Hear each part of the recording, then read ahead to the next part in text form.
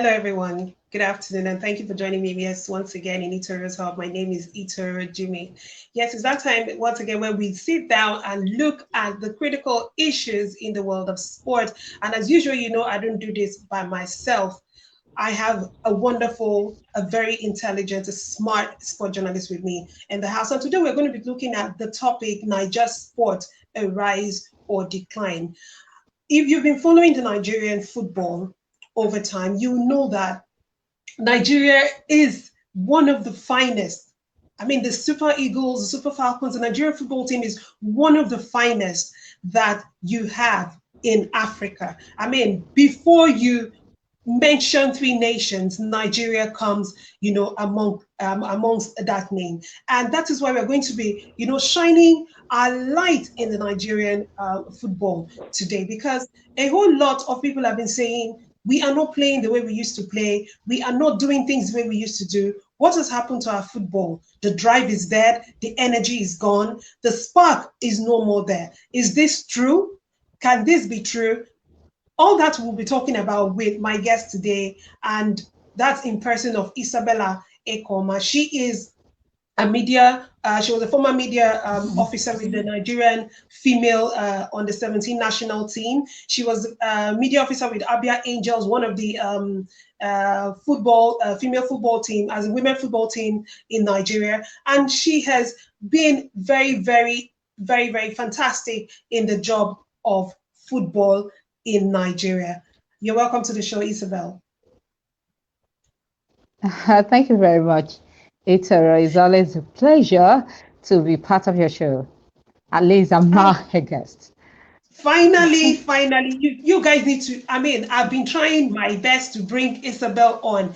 She is very, very crucial, you know, when it comes to the Nigeria Women Professional Football League. She has worked her way from the ground up, and I wanted her to always come on the show so that she can share her knowledge with us, and that is why she's here with us today. So once again, Isabel, you're welcome. So today, like I said, Thank you very guys, much. we're going to be talking about the Nigerian football, a rise or decline. So Isabel, I'm going to start like this. When you hear Nigerian football, what's the first thing that comes to mind? Well, as a fan, when you hear Nigerian football, there is the expectations. People want to see Nigeria win. Nigerian fans are very passionate. That's why everybody in Nigeria is almost a coach. Everybody in Nigeria will tell you this is the person you have to put in. Why not remove this person and put in this person? So the expectations are always high. Nigerians don't like failure. They don't want failure. They don't want a situation whereby a country like Central African Republic will come to Nigeria and beat Nigeria right there in Lagos is unacceptable. And that is one thing Nigerians do not like. So the expectations are the first things that come to every Nigerian. Everybody wants things to work out because Nigerians are passionate. And when it comes to football, they no longer think about being a Yoruba, Igbo, or Hausa, or Efik, or Ibibio, or any other part of Nigeria. Everybody is one when it comes to Nigerian football. Wow, what a good summation. Everybody is one when it comes. When you were talking right now, you talked about the Super Eagles losing to the Central African Republic. Really, that was something that really caused a whole lot of, should I say, unhappiness. People were really upset. People were really disappointed. People were thinking, what would have happened? I mean, that has been one of the things that has really sparked up a whole lot of debate about why we are still keeping.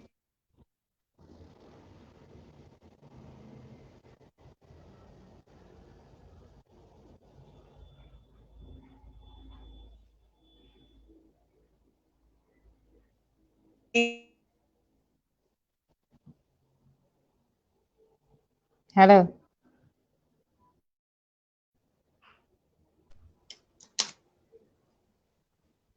Hello, sorry about Hello. that. Can you hear me though? Yeah, I can hear you.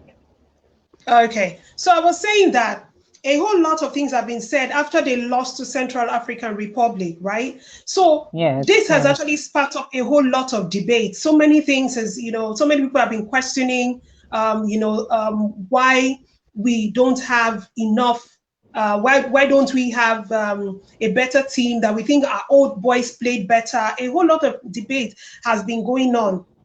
Yes, they lost to Central African Republic here in Nigeria, but they went over to Cameroon and they were able to defeat Central African Republic. But it doesn't end there, as they're still going to play the return leg with Liberia. They're still going to play with Cape Verde at the end of the day. Now, do you think the Super Eagles have what it takes to qualify for the World Cup?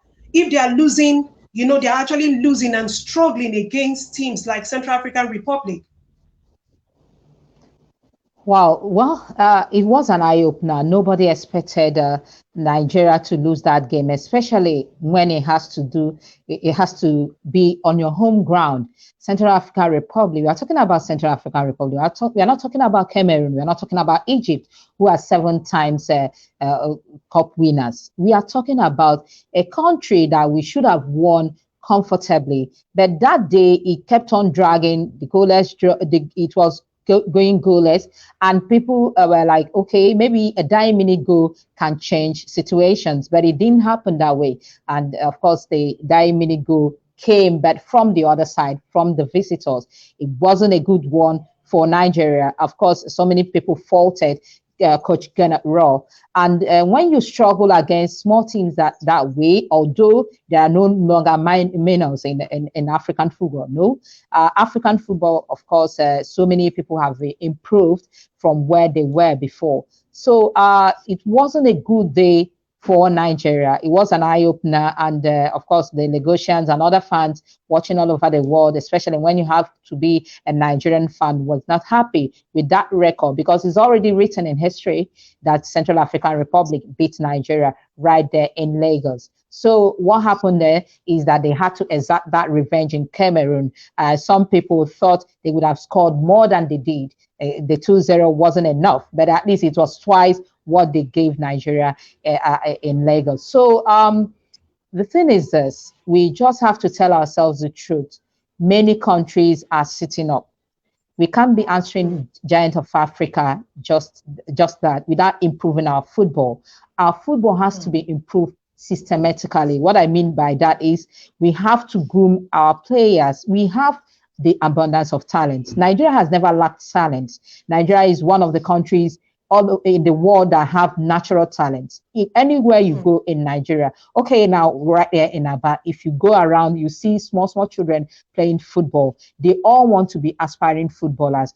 Gone are the days when parents will want you not to play football, but now parents are even encouraging their works to play football. So why not groom these talents? We have these natural talents. We all only need the system to make it better. If only Nigeria can make a plan, a 5-year plan, a 10-year plan, get children exact ages. I'm talking about as early as 6 years, 7 years, 8 years. Groom them, put them in an academy. They will go to school also, and they will learn football. Groom them in 5 years' time, in 7 years' time. We are talking about an under 17 player, a golden eaglet. That if you groom an 8-year-old in 7 years' time, that person is 15 years real age. We're not talking about falsification of age. No, real age. And you can imagine, as an African at 15, an African has up to 30 more, 20, or let me say 15 more years to play active football. That's a good thing about it. So if we can make it systemic by grooming these people, by keeping these young ones, getting talents, go to these scouts. They scout for talents. People who have it, not people who pay money to get into the team. We are not talking about people who bribe their way into the team. No, we are talking about people naturally who have the talent. If they can groom these young boys, in 20 years' time, in 10 years' time, they'll be doing exploits. We won't be looking for foreigners, or we'll be looking for Nigerians who are born outside the country who will come and represent us. We won't be lacking footballers. Footballers will be lined up, and you know that it's a very big competition. You know that you have to sit up. If you don't sit up, another person is there to replace you. Honestly, you answering this question have, kind of taken me to two of my questions. I mean, although you've answered partially, I'm still going to Yeah. ask, because one of the major problems that we've faced in recent time is age cheats. Mm, When it comes to yeah. African players, the major problem is age cheats. Mm, When an African player goes out, I mean, it goes beyond, players not being called up, not getting the opportunity. yeah. It has gotten to a Mm, level where it has gotten to a level where when people will look at the Super Eagles, they're like, oh, okay, we are only mm, going to bring foreign-based player to come and play. Why don't we yeah. play with players at home? And the first thing that comes to mind is because when they come out now, not be their real age, then they use. You hear of things like that because they're always falsifying Mm, their age and all that. And really, there are no ways to prove this because there are no data. There are no, there are no data. There's no way to keep this information stored up. What can we do to yeah. rectify this?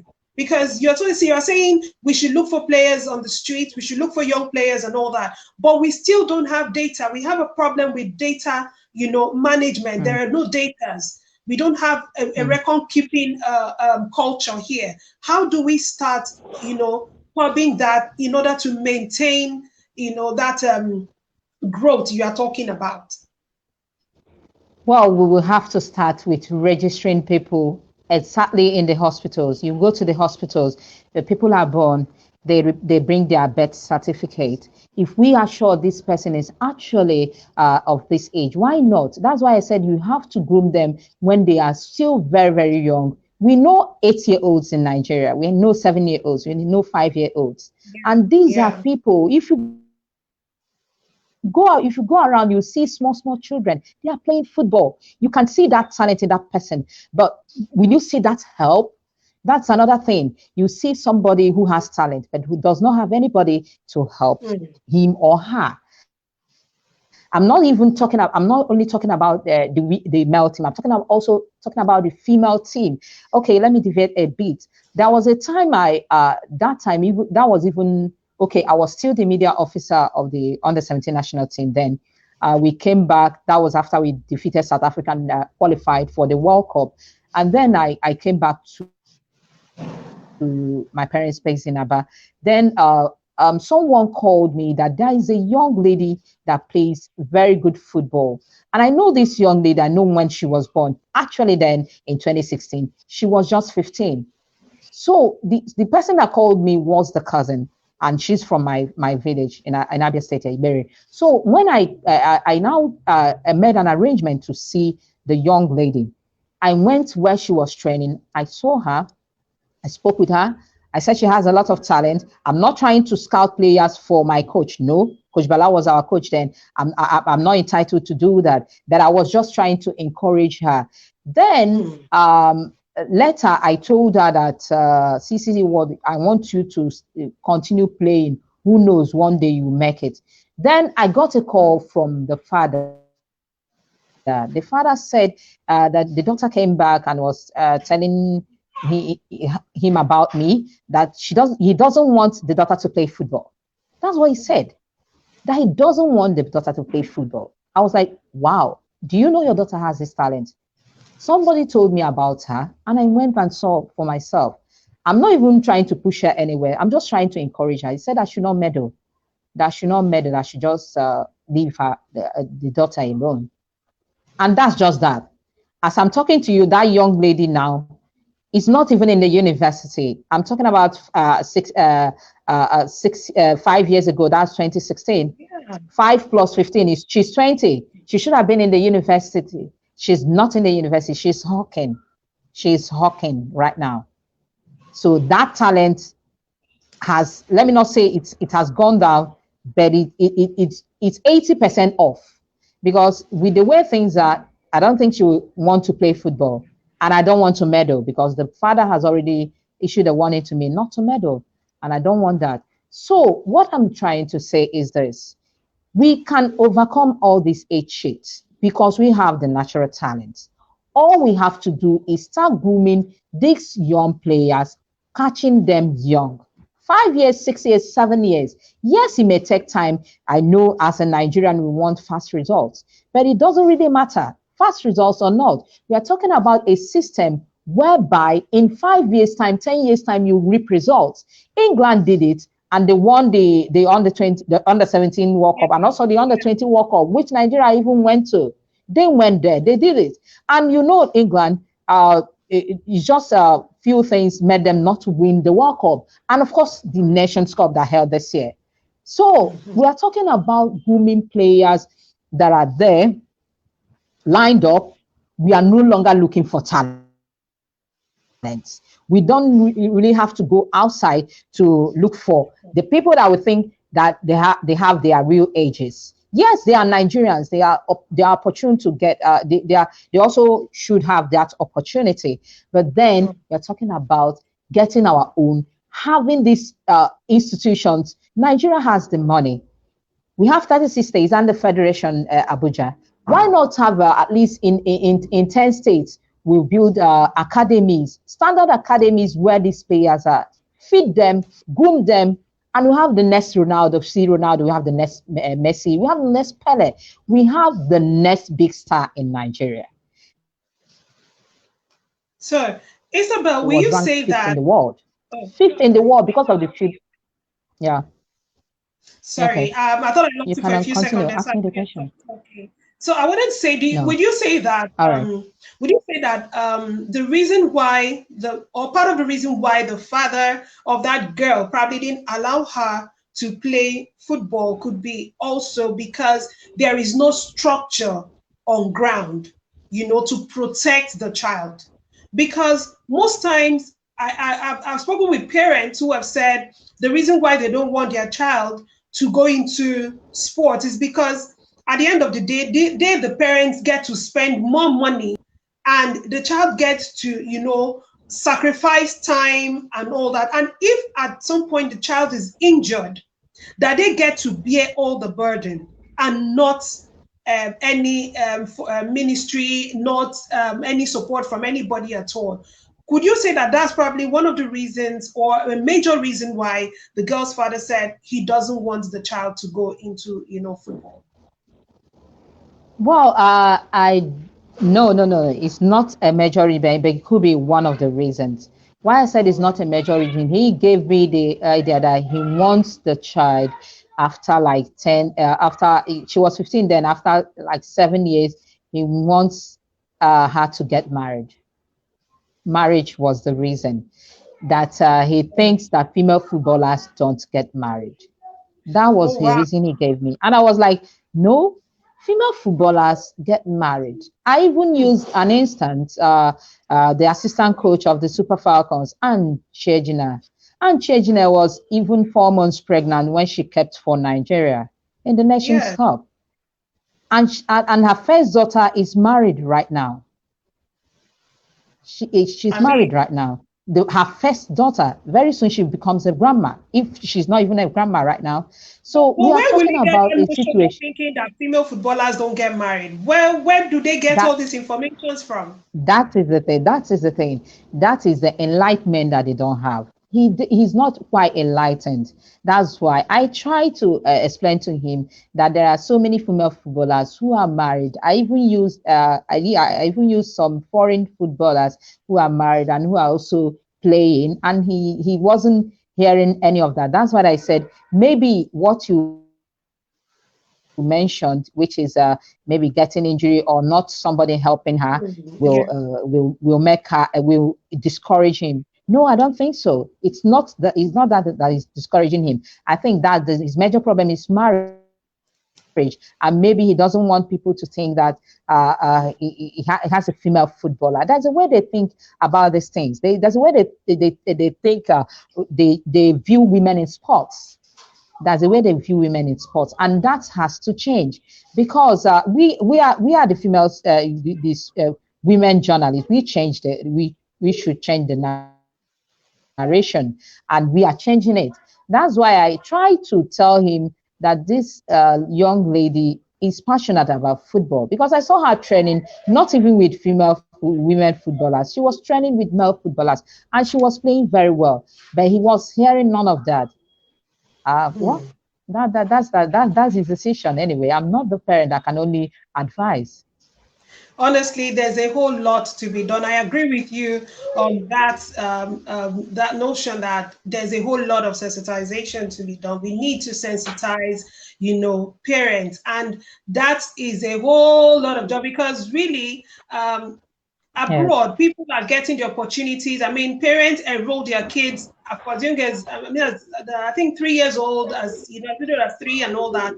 And they, from there, they do really well. Before they're even 10, you see them doing exploits, playing very well. They're already in the academy and doing so much.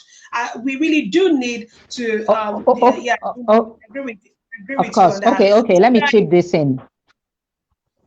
We need to change it. Let me chip this in. In 2016, in Jordan, when we went for the under 17 Women's World Cup, I saw the players of the English team, their grandmommies, their mom came with them in Jordan. Yeah, they came to watch their children in Jordan. I interviewed some of them. They said, one said, this is my grandchild. And I think this is our first time of traveling to the Asian country. She hasn't been this far. And I think I want to support her. That's why I came with her. And she came with the mom of the girl, of her granddaughter. But then us Nigerians, we didn't come with any person. We didn't come with any of our moms, or the players didn't travel with any of their parents. But then what we did in order to gain support for the players was the ambassador for Nigeria in Jordan then had to go to the university, because there are Nigerian students in Jordan universities. Yeah. They had to, get buses for them, and they came to support us. But unfortunately, we didn't really do well in that World Cup. So you can see the encouragement first. When you have your grandmom encouraging you in anything you're doing, when you have your own father or your own mother encouraging you, the sky will not even be your limit. You will do exploits. You will do exploits. We've seen situations like this. Cristiano Ronaldo's biggest supporter is the mom. Yes, I agree with you. His mom is his biggest supporter. So when you have the backing of your parent or a guardian or even a cousin or even a relative or even a friend to encourage you in things like this, why wouldn't you do well when you have all these encouragements? Wow, that's really eye-opening, Isabella. I mean, having the support of parents that even have to travel with the players already gives them a good moral standing, because it gives that self-belief is really high, and they really don't, to them, they are probably successful, they're already winning already, because they are doing well with the support of the family members. So guys, if you're just joining us, you're not too late, and today on the show we're talking about NAIJA football, a rise or decline, and my guest is none other than Isabella Ekeoma, a former media officer with the national the Nigerian female national team, women national team, under 17, and she's also, she was also the media officer with Abia Angels, and she's also a publisher. She's been able to tell us, help us understand why football is kind of dwindling, and that is because, from what she said a few seconds ago, that we ought to, have parents that support their children when they are, they show interest in sports. And she's also spoke about the reasons why the Nigerian team should also, embrace growth in order for them to, progress, which is, taking more of the home, embracing more of the talent here in Nigeria, and not wait for the foreign players who want to sign up to play here for Nigeria. So Isabel, I'm going to go to the issue of our first technical assistant. That's my first assistant coach. In person of Salisu Yusuf, who was called back to the national team Yeah. a couple of days Salisu ago. Yusuf. Yes. Now he's Yeah. been brought to the national. Now he's been brought back to the national team. Yeah. What does it say about the coaching team? Because lots of people, like I mentioned earlier, have been clamoring for Godebro to be sacked. That he's not really done much, And this is Salisu who has helped in the past. We know of his great match reading techniques and the likes. And he's been brought to the Super Eagles now as the first assistant coach. Do you think we're going to see a different Super Eagles right now? What we're going to see, moving forward? I mean, compared to the last, past teams. I mean, past games that they've played so far. What should we be expecting? Do you think we should, have our hopes, raised?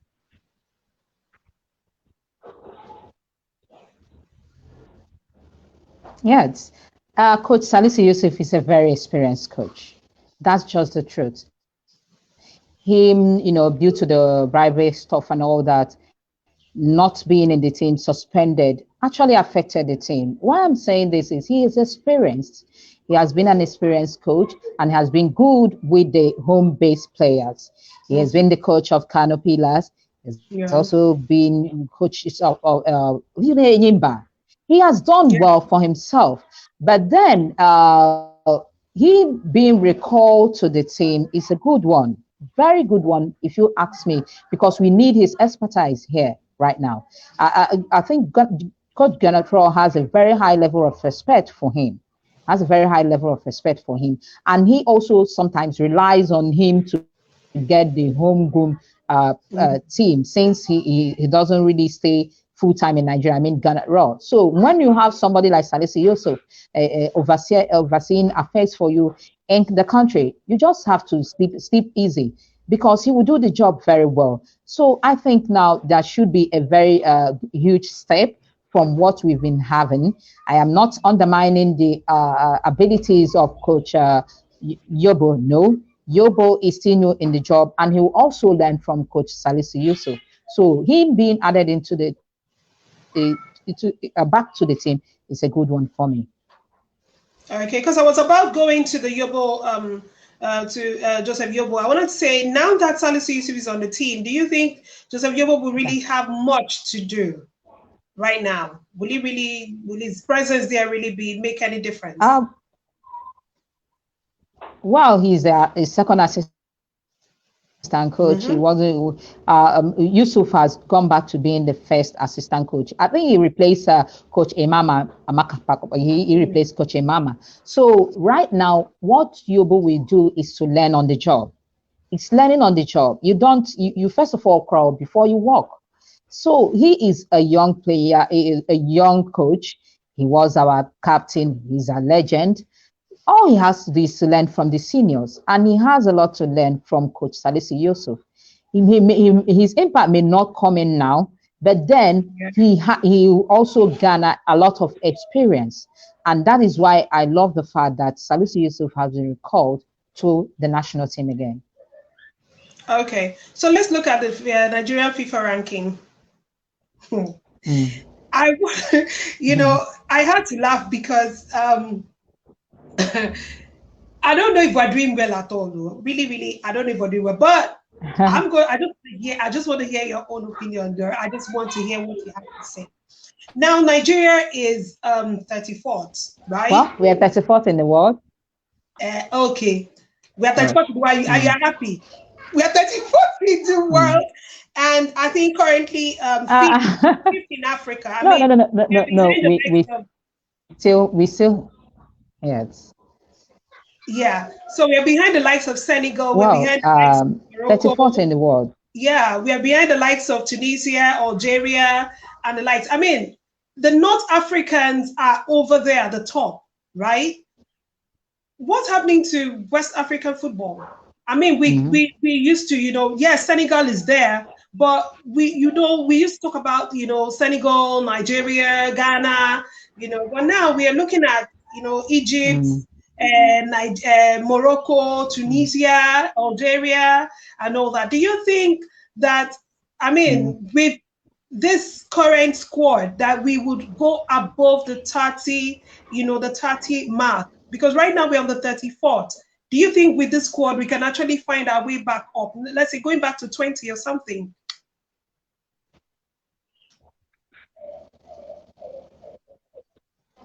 The thing is, when we were up there was a long time ago, and I mentioned it earlier. That was after USA 1994. The likes of JJ Okocha. We did so well in that.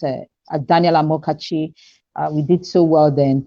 But then we didn't. After that fifth ranking, we've not gone up to that level again.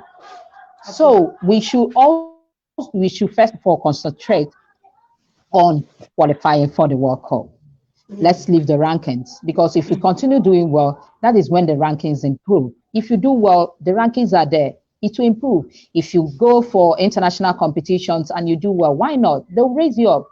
If you go for the okay, now why won't we be in 34th when a Central African Republic came to Nigeria and defeated them right there in Lagos 1-0? So you can see these rankings don't lie. It depends on what your current performance. If our performance improves, our rankings improve. So let's just concentrate on winning, of course, winning our remaining matches, qualifying for the World Cup in Qatar 2022. Then we talk about the rankings. Okay. Now, most people will tell you that ranking and performance are two different things. That Nigeria can be 34 and they can even still play better than Algeria. They can still beat the likes of Senegal. I mean, those that they are still, following behind. That the ranking really doesn't matter. What is your take on this?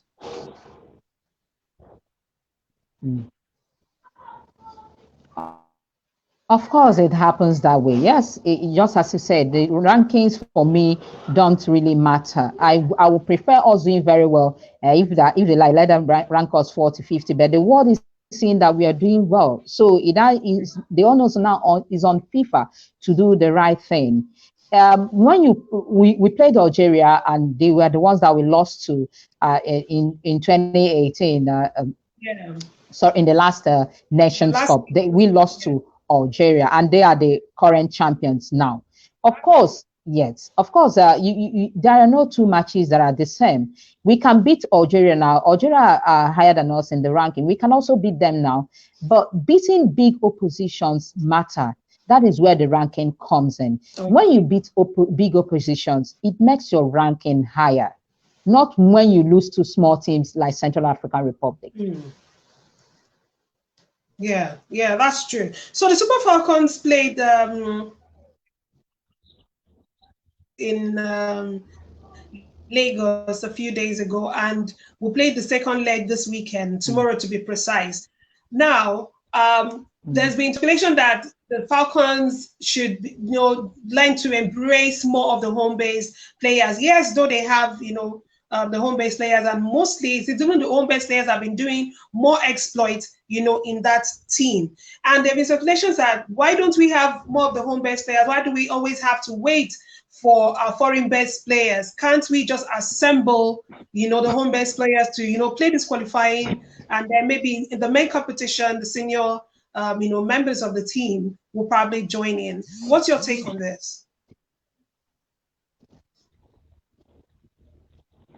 Well, people that are clamoring for the home-based players to be included in the Super Falcons are also right in their own opinion, and those that are not clamoring it is also right.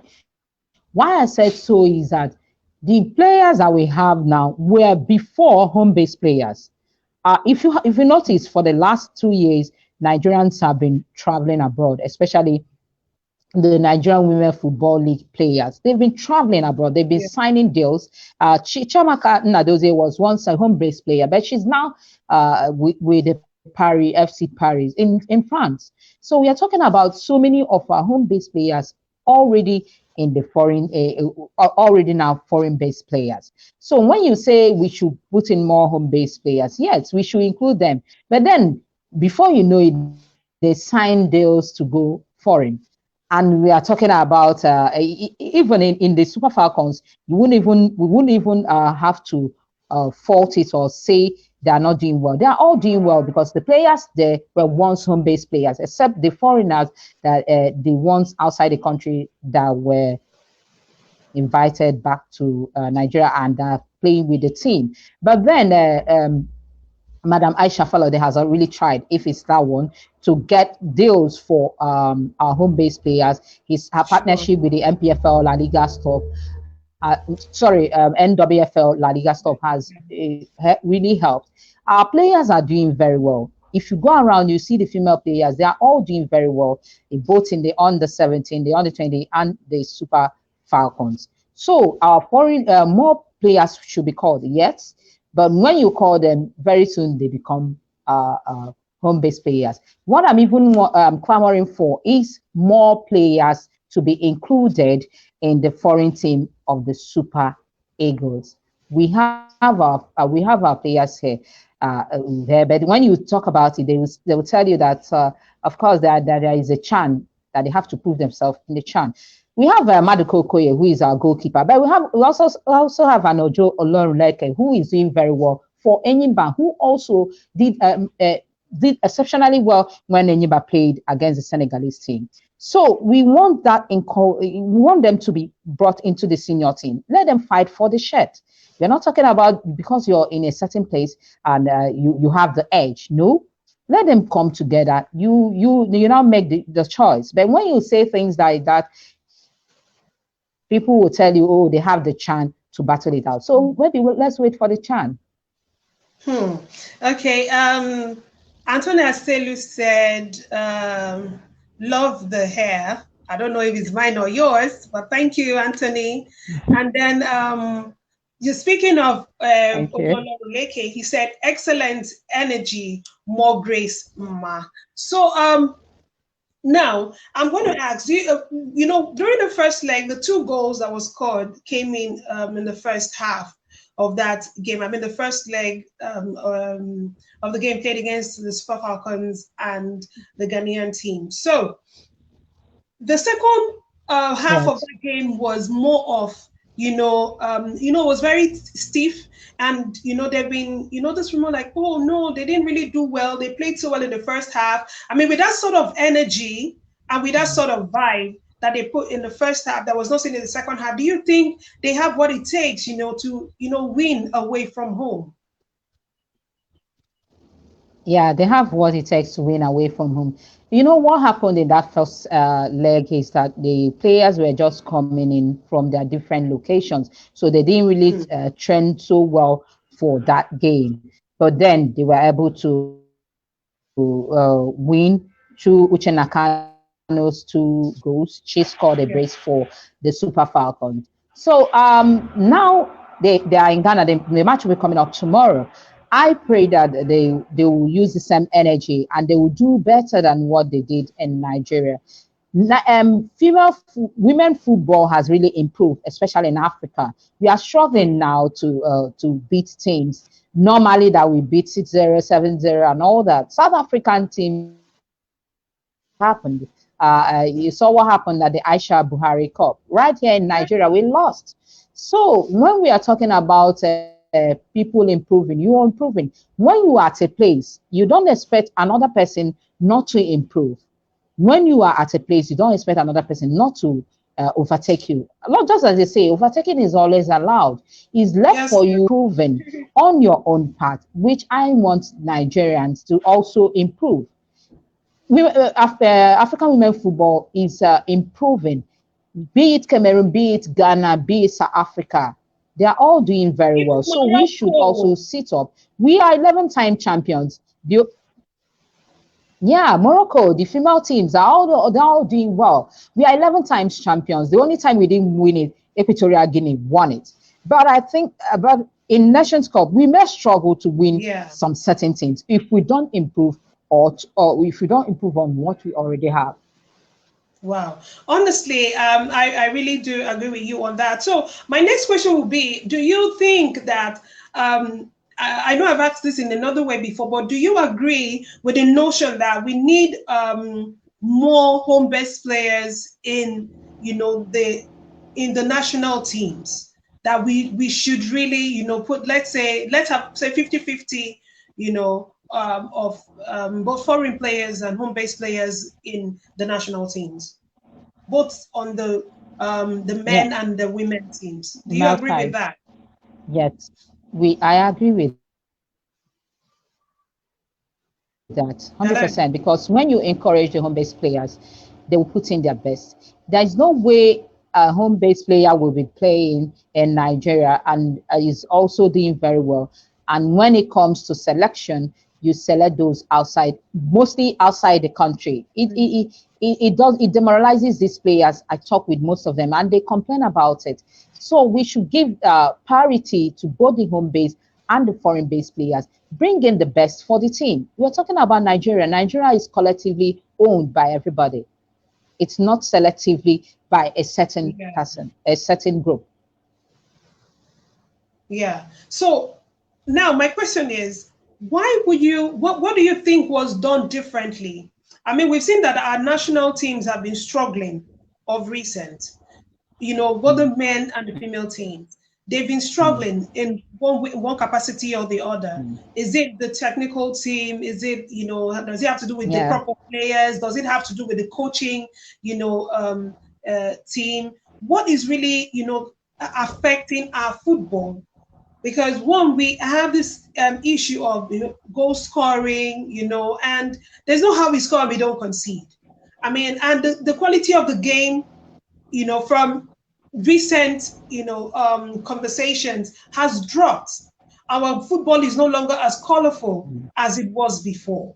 These are the words that you hear on the street. And people are still telling you, when they hear, oh, Nigeria, they play, or the female team are playing, the male team are playing, like, I beg, when they finish, tell me waiting be the score. I don't get time for heart attack. Mm, And you hear things like that mm. because somehow they seem to have lost faith. They seem to have lost any form of belief in our national team. What do you think will be responsible for this decline? In the fan base, and what can be done? What was done before then, and what could be infused, in this team right now?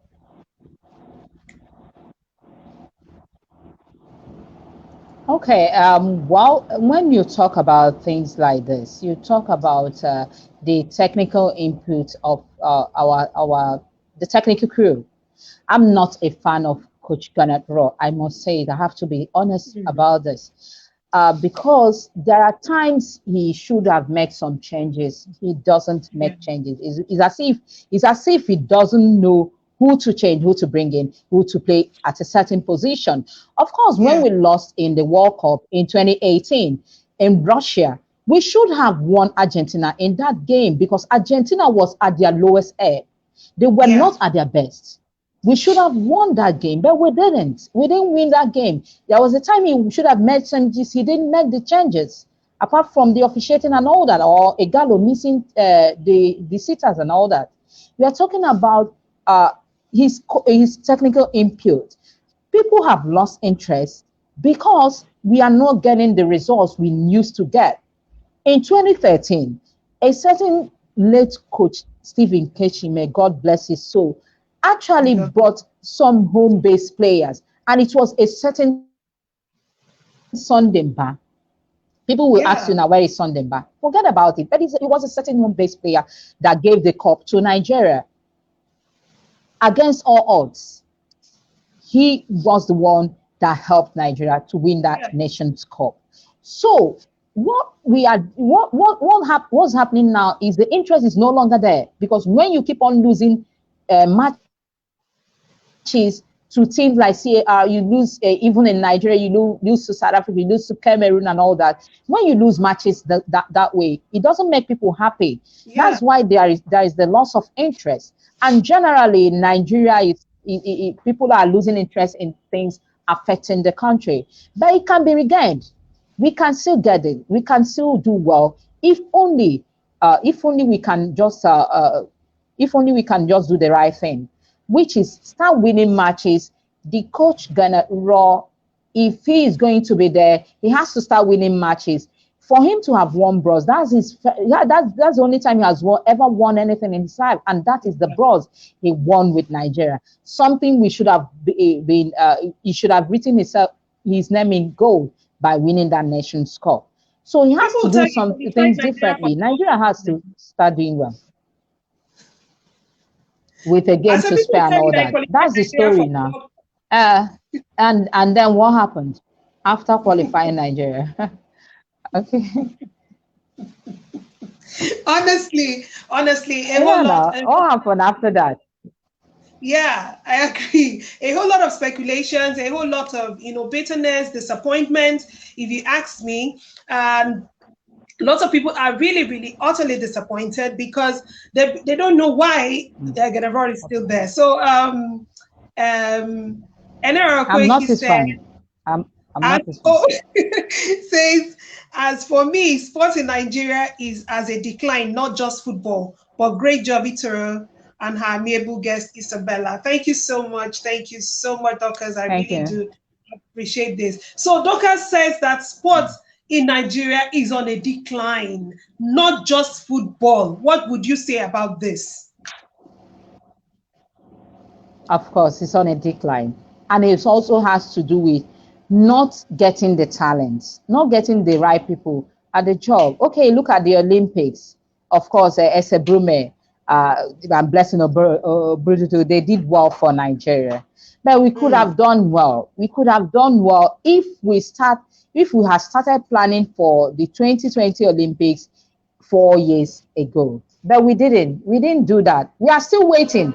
We are still waiting to start planning. And the next Olympics in 2024 in France, we'll wait till 2024 to start planning for that. And why would there be a decline?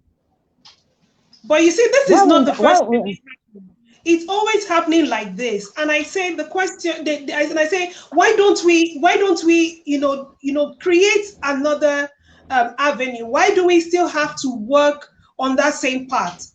Why do we still maintain the same things? We don't prepare for competitions on time. We are always looking forward. This the same thing with the football team we're talking about.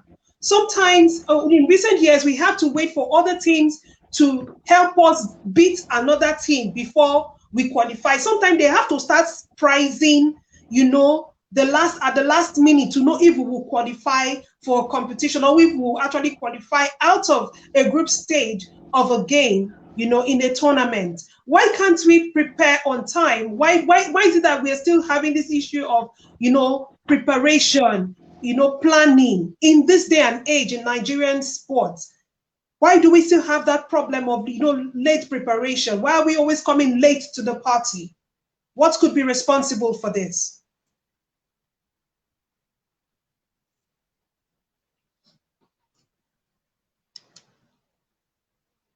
Hello, Bella, can you hear me?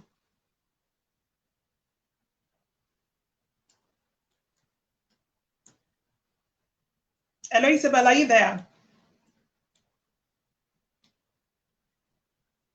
Okay, I think we've lost her there, a bit of network glitch. So if you're just joining us, you're not too late. You're not too late. We're talking about NAIJA football, a rise or decline. And my guest has been Isabella Ekeoma. We've talked about a whole lot of things. We have discussed on things that would help, the Super Eagles, the Super Falcons, the sport generally in Nigeria, to take shape. And she's also pointed out, some very vital issues. She's mentioned the fact that we don't support our talent. We are not looking inward. We're not looking for talent here. We are, more concerned about bringing in foreign, already made products, to come and help us do our work. Meanwhile, we have lots of talents here that we can actually harness and groom. She's also talked about the importance of not,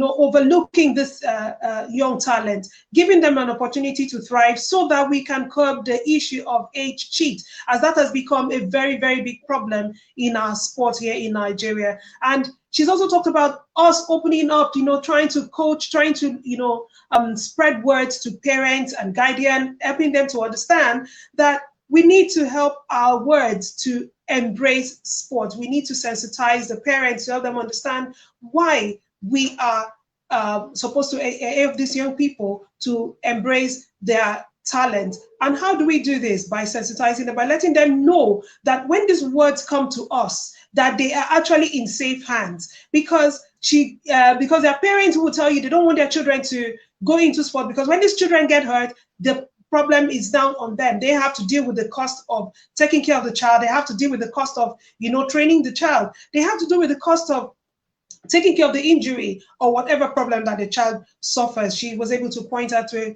a whole lot of issues that we face here in our sports industry here in Nigeria. And I thank you. I want to say a big thank you to all of you that has been a part of this. I don't know if we can still get Isabel back. I think she's trying to come back on. Don't forget, you can still drop your questions, you can still drop your suggestions, you can still drop your comments, and I would read them out. Tell me, what do you think about Nigerian sports? What do you think about Nigerian sports?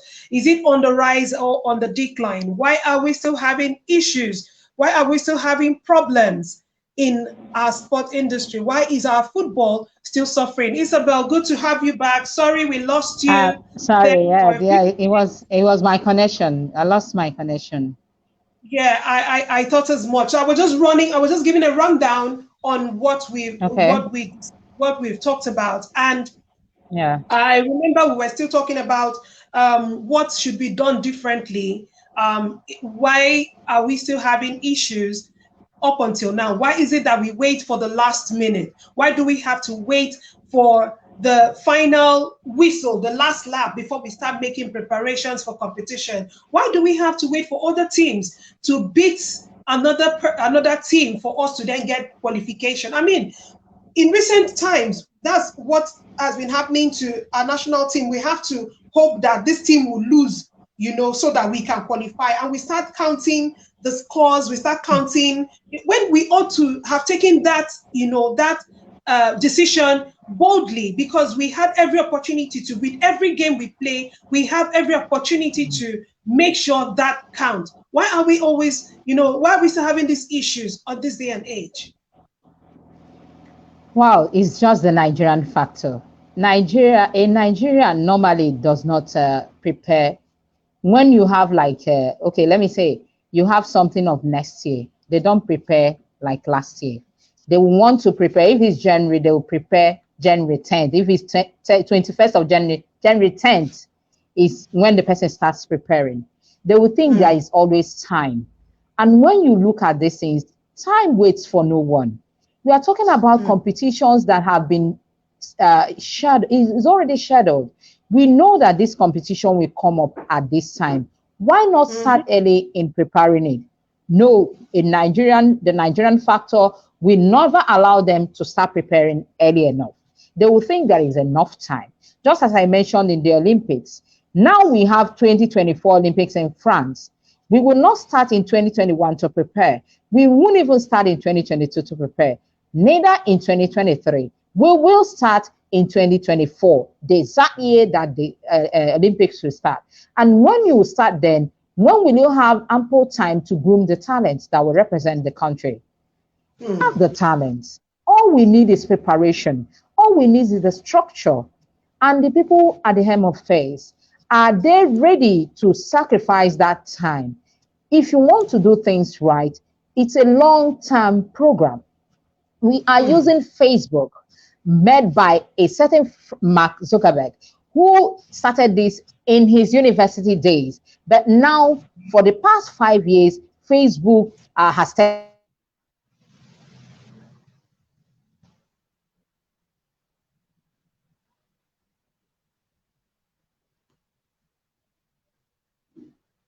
Hello, Bella, are you there? Seems our connection is really terrible today. So, Erenara says, to answer your question, Itoro, about late preparation, we do not have people who have the sports at heart on our respective federations. Our leaders in this sports federation are either square pegs in round holes or after their pocket. And that's why we have factions and lawsuits in sport. I agree with you on that. I agree with you on that, Dorcas, because this has been a very big challenge. This has been a very big problem, and still the debate of the debate has always been on and about those that are handling the affairs of the sports federation. If they are doing things right, if they're actually putting things out there, definitely things will be done right. But like Isabella was saying a few seconds ago, that it also means the leaders the leaders need to take control of these things. And why would they do that? And why should they do that? They should start by making sure that everything they do has to start on time. Making sure that they get the athletes ready, putting things in place so that at the end of the day, this would be a success story, not just to the federation, but to the nation at large. I'm trying to see if I can bring Isabella back. Her network has been really, really crappy today. Let me see if I can bring her back. So Isabel, while you were gone, yes. Sorry, good to have you back. Sorry, we're almost rounding up. So I was reading comments by one of our viewers, and she said to answer your question, that's the same question you were answering. To answer your question, Itoro, about lab preparation, we do not have people who have the sport at heart on our respective federations. Our leaders in this sport federation are either square pegs in round holes or after their pockets, and that's why we have factions and lawsuits in sport. What do you have to say about this, Isabella? She's very apt. That's just the truth. When you have square peg in round holes, how will it fit in? We are talking about people who are no longer passionate. When they see the passionate ones, they won't elect them into those federations. They now tend to elect those who are after their pockets, who embezzle money when they head a certain federation. They know what to do. They don't do it. That is Nigeria for you. They say in a certain place, and they won't groom talent. They won't put the right people there. They will rather take money and put others who don't even fit into one program or the other.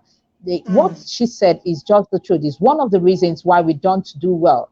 We wait for the late preparations, and we also relax, thinking that we can compete. We are talking about the world. We are competing about the world with the world, not with yourself. It's even difficult competing within yourself and not talking about competing with the likes of Japan, USA, Australia, France, Russia. There are so many other countries who are coming up and who have the structure in place. And that is why you see results. Yeah, thank you so much. Thank you so much for joining us. I'm talking about all our listeners, all our viewers. I really, really do appreciate all your contributions. Sorry, Isabel, for your connection. It's been really poor.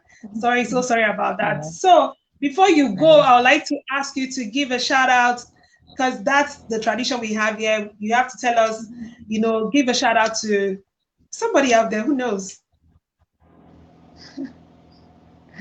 Well, I'm giving a shout out to all the people who made out time to actually watch us, Ojo, Olorunleke, Dorcas, and so many other persons I didn't really see, but who are, okay, Mr. Sewed, Bros.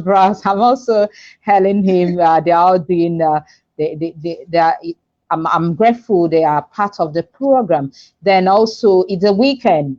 Why not go out there, have fun? So everybody who is watching us, and those who are not even watching us, I'm wishing everybody a happy weekend.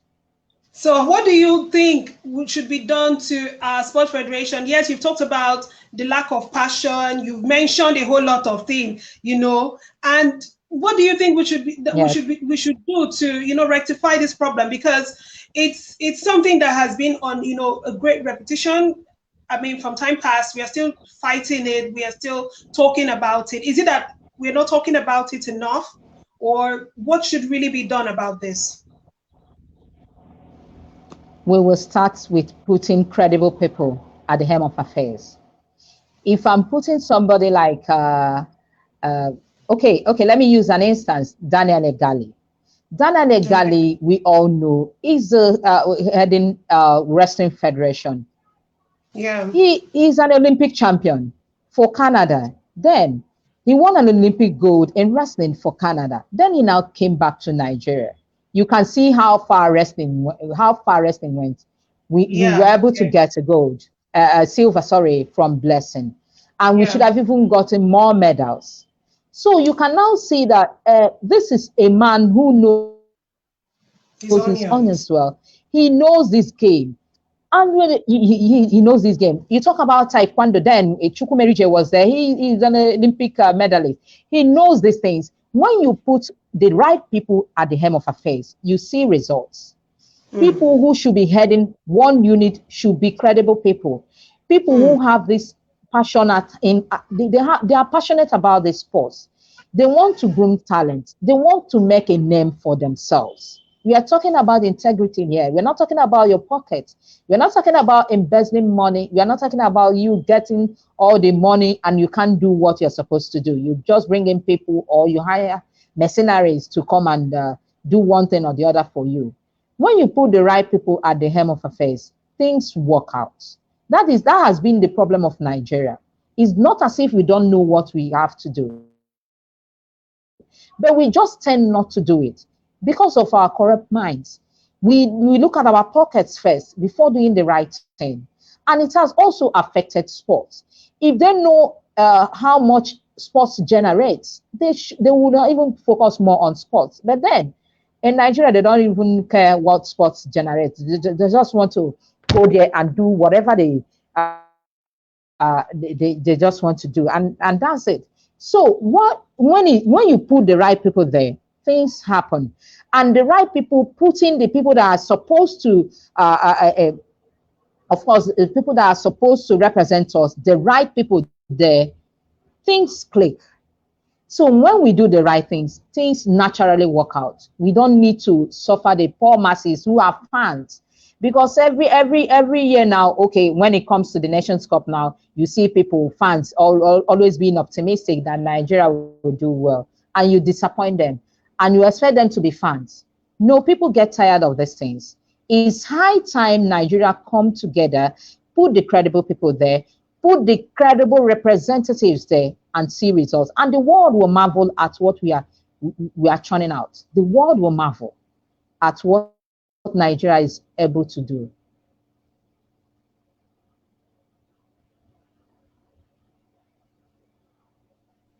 The big question for the day is, would you say our football is on a rise on average or on a decline? It's not on a rise. We've been stagnant for some years now in football.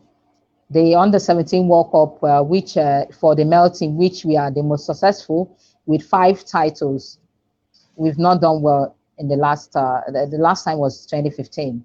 2019, we didn't even qualify for the 2017. So you can now see that it's on a decline. And the under 20 still the same thing, went for the World Cup, but we didn't do well. I mean, for the Flying Eagles, that was last year. So when you look at situations like this, you know that Nigerian football is not really improving. It is not Hmm. improving. People say that it is on the free fall. It's not really on the free fall. We can do All right. something to rectify it. And that is what I mentioned earlier, that if we have a long-term plan for all these things, we see results in 5 years and 10 years. We don't need to wait for permutations to qualify for a certain World Cup or a certain Nations Cup. We do this Yeah. with ease. Even the mere fact that you're going to play Nigeria will put fear in our opponents. But right now, our opponents, I don't think they fear us again. They don't. They don't fear Nigeria again because we have really not done what we are supposed to do. We answer the giant of Africa, but you don't answer the giant of Africa every day. You have to constantly be on your toes. If you are at your zenith, you have to do things you are supposed to do to be at that zenith. You don't have to fall from there. That's just Nigeria. That's the story of Nigeria. We've been at the zenith and we are falling from there. So it's not on the rise, no. It's rather on the decline, but not too much on the decline. Some things can be rectified and we can still be on the rise. Thank you so much, Isabel. Thank you so much. I really appreciate you taking time off your busy schedule to be my guest today. And I want to say a big thank you to everybody that was part of this. I'm talking about Anthony Aselu, Ojo Oloruleke, and also my lovely friend Dorcas, and also Mr. Seredo Nopowaku. And his last message said, shout out to Isabella Ekeoma, shout out to Itoro. Thank you so much. And to all of our beautiful viewers, a very, very, very, very big thank you. And yes, we are leaving. We're signing out right now. We've been here for over an hour. You guys have really stuck with me, so I really, really do appreciate this. Don't forget, you can still drop your comments and still drop your questions. Isabel will still answer them. And even though we're going to leave now, for those that couldn't join us, you can still watch this very episode on my Facebook page, Itoro's Hub, and also on my YouTube link as well. Thank you so much for being part of this broadcast. From what I'll say is my summation for on today's episode is we should start seeing sport as business and no longer CSR, that we should take sport as a business so that our sport will grow. Thank you so much, Isabel. And until I come your way next time, bye for now. Thank you. Thank you. Thank you. All right. Thank you very much.